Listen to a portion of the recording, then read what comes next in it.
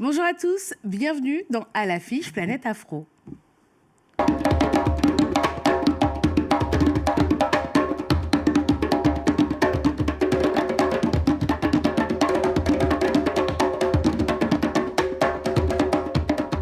Sony Troupé, polyinstrumentiste, compositeur, percussionniste, est aujourd'hui l'un des ambassadeurs du gros cas moderne. À travers sa musique, il crée des ponts entre les sonorités caribéennes, le jazz et la musique classique. Son objectif, porter la musique traditionnelle antillaise bien au-delà des frontières. Il nous présente aujourd'hui son dernier album, Évidence. Bonjour Sony. Bonjour. Merci d'être avec nous aujourd'hui dans Planète Afro. Merci beaucoup, c'est un plaisir pour moi. Avec grand plaisir.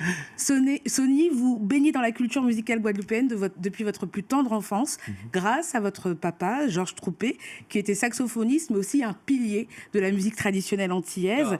Vous commencez à jouer du cas à partir de l'âge de 6 ans. Est-ce que vous vous souvenez des premières sensations que vous avez ressenties quand vous avez commencé à apprivoiser cet instrument ?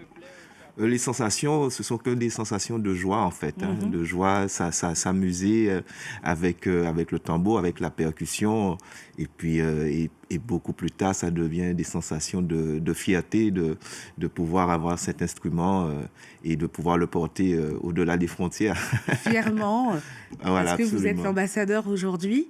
Vous avez sorti votre dernier projet, ça s'appelle Évidence, que vous écrivez en 2 mots, Évi, E-V-Y, suivi du mot danse. Vous dites que c'est un personnage qui est totalement sorti de votre imaginaire. Oui. Et moi, ma question, c'est Évi, est-ce un homme ou une femme ? Quand je l'imagine, c'est une femme. Ouais. Et au fil de l'écriture et au fil de chaque pièce écrite, ce personnage féminin, Evie, restait là. C'est le même, mais à des âges différents en fonction de ce qu'elle vivait. Et donc, c'est un peu son histoire et comment elle voit les choses lorsqu'elle est jeune, lorsqu'elle est enfant, lorsqu'elle est dans la force de l'âge, lorsqu'elle est dans l'âge de la sagesse. Voilà, on voit un peu. L'idée, c'était de voir un peu comment elle ressent les choses. Evie, c'est une femme douboute, comme on dit en créole, une femme debout. C'est une femme qui peut être douboute, mais c'est aussi une femme qui peut avoir des failles et qui, à partir de ces failles, aussi grandit. Sony, je vous propose qu'on regarde quelques images de l'enregistrement de votre titre, Limier.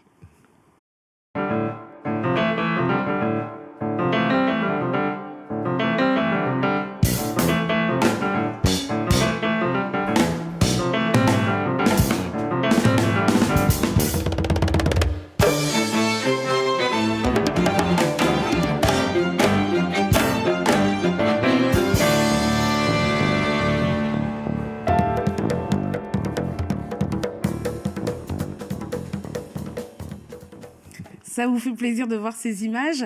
La particularité dans ce nouvel album Évidence, c'est que vous vous entourez d'un quatuor à cordes, une formation qu'on associe beaucoup à la musique classique. Et à travers ces images, on découvre votre quatuor à vous. On a Jonathan Jurion au piano, Mike Armogoum à la basse, Sandy Bérald au tambourka et vous-même à la batterie. Ce projet, est-ce que c'était une manière de dire que la musique traditionnelle antillaise peut se marier avec tous les styles musicaux ?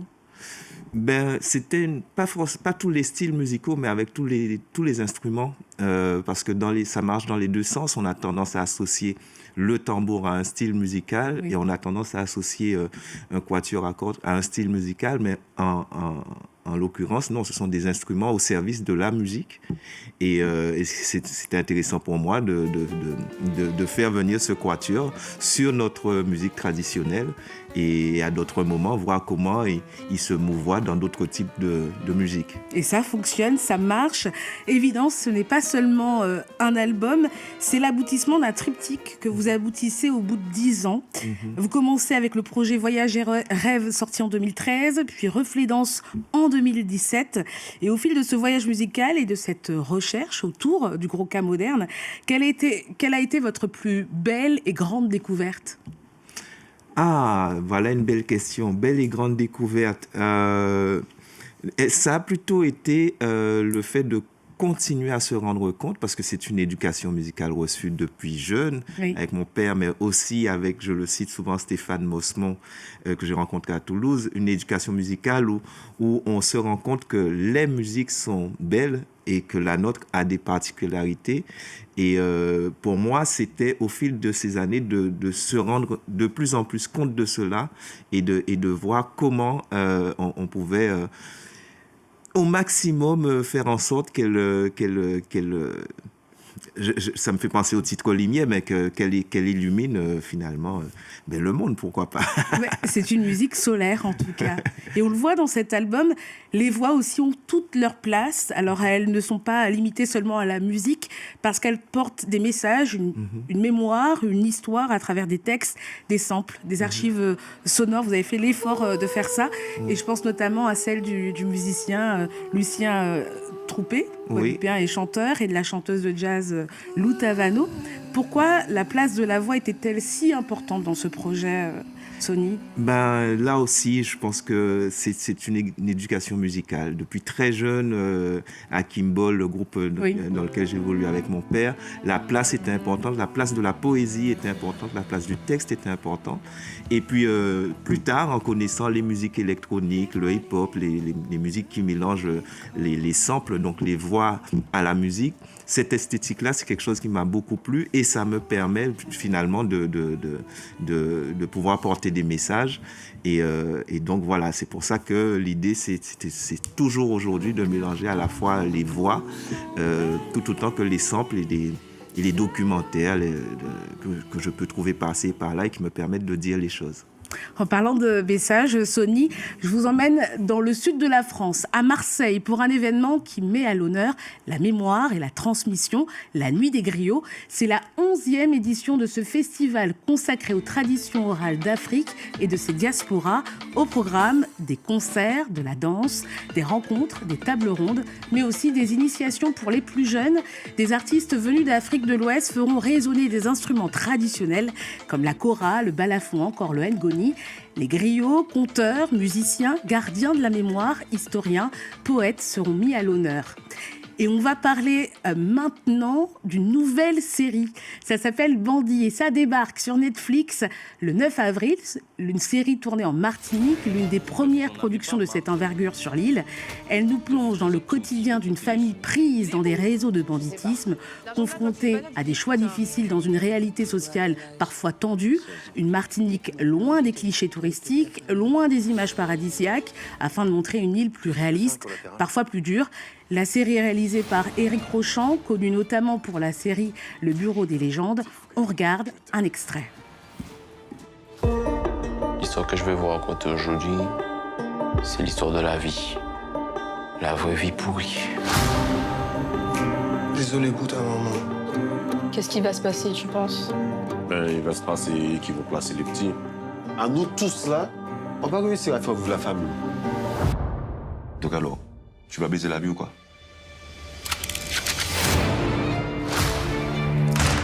Phase 1, vente en local, je suis rodé.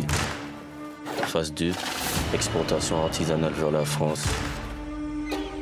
Phase 3, exportation à grande échelle.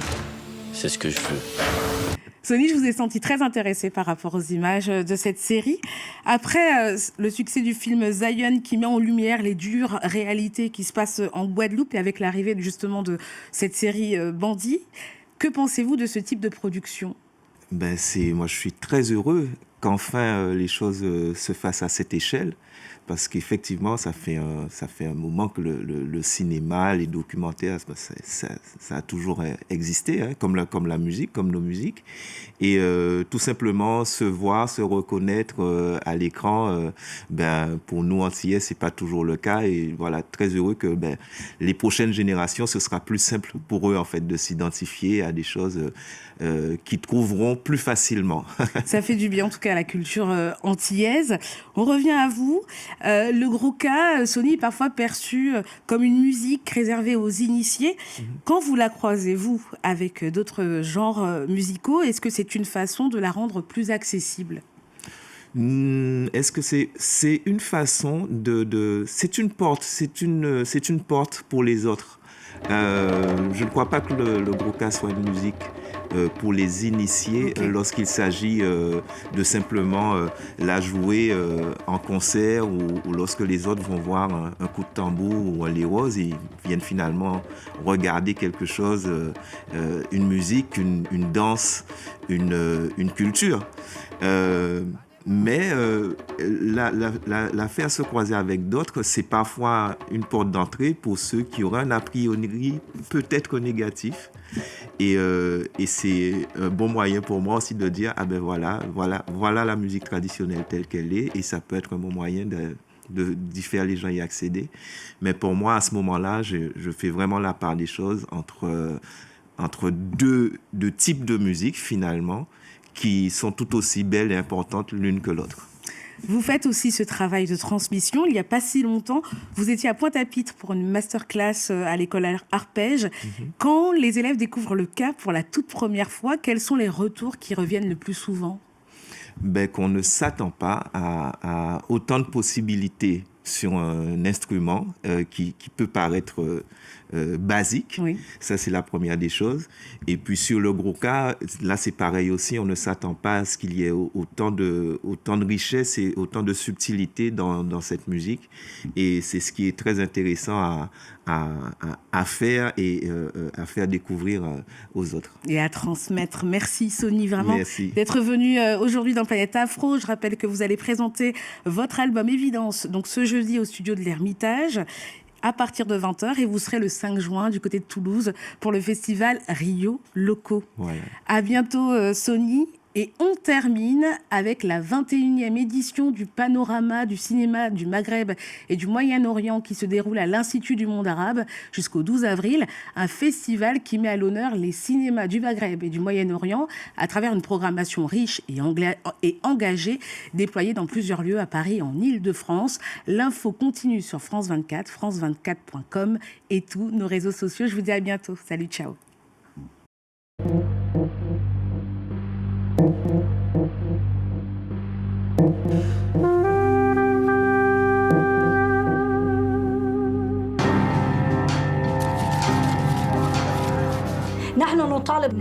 نحن نطالب بالديمقراطية ونحن بالعمق أشخاص. حكمتني محكمتها من الدولة 15 سنة.